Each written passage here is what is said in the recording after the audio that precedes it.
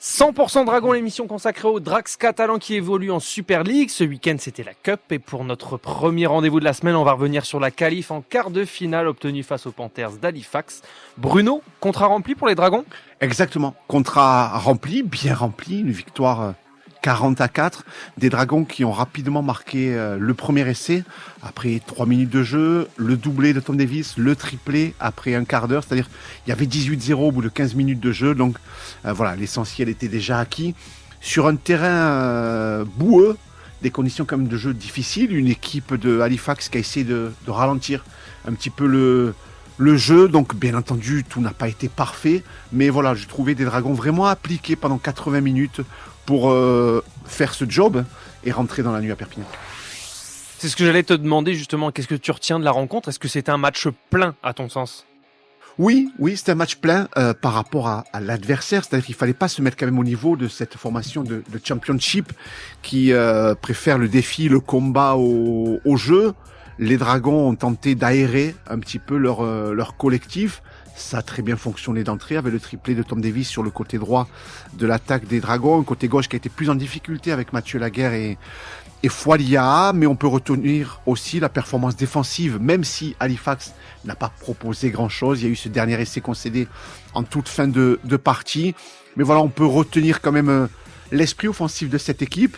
Les bonnes performances de César Rouget à son poste inhabituel d'arrière, d'Arthur Romano en deuxième ligne, la bonne rentrée d'Alric Zacosta et de Miki Makilorum qui avait été suspendu lors de la première journée, qui était de retour après 4 matchs de suspension. Steve McNamara a profité pour gérer un petit peu les organismes et certains de ses cadres. Mais voilà, et puis la bonne nouvelle aussi, c'est que dans la nuit, les Dragons sont rentrés sans aucun joueur blessé. C'était justement la question que j'allais te poser par rapport à ce terrain un peu compliqué. Exactement. Voilà, terrain boueux, donc il y avait ces risques-là. Il faut rappeler que les Dragons sont partis avec 30 personnes, 19 joueurs et 10 personnes de plus dans l'encadrement. Il y avait 2 kinés, il y avait 2 préparateurs physiques pour vraiment mettre toutes les conditions, les meilleures conditions physiques, de récupération aussi pour les joueurs, sachant que voilà, dès que le coup d'envoi a été sifflé, les Dragons ont eu 30 minutes pour quitter le stade et rejoindre l'aéroport de Leeds.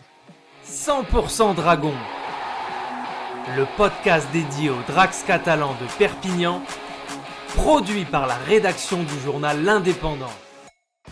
Alors est-ce qu'on connaît du coup l'adversaire des Drax pour les quarts et quand est-ce qu'ils auront lieu ces quarts ? Pas encore, Johan, ça sera ce lundi soir à 21h45 en Angleterre, en direct sur la radio BBC 5.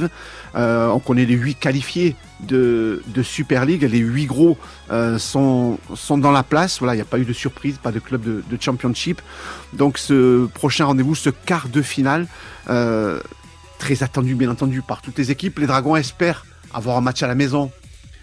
Peu importe en définitive l'adversaire. Un quart de finale, voilà, vous êtes à 80 d'une demi à Leeds. Tout l'enjeu, voilà, il y a 2 matchs à gagner pour être en finale à Wembley le 8 juin prochain. Alors retour du coup de la Super League samedi avec un gros déplacement à Warrington qui sont leaders de Super League mais pas invaincus pour autant. Qu'est-ce qu'ils ont fait Warrington ce week-end ? Warrington s'est qualifié assez facilement samedi face à l'équipe de Londres. Warrington, une seule défaite au classement, c'était lors de la journée inaugurale à Perpignan face aux Dragons catalans. Ça fait un moment que nous l'avons en tête, ce bloc de 2 matchs qui arrive.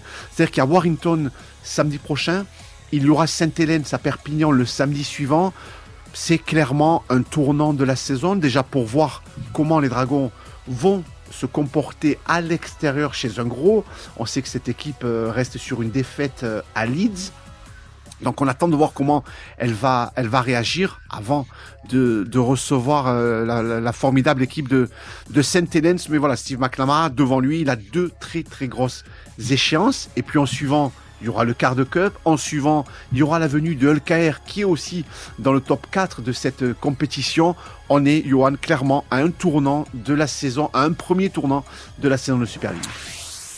Alors du coup, on se retrouve en fin de semaine pour l'avant-match et le rendez-vous à Warrington, ce sera samedi, 16h, en direct du Halliwell John Stadium.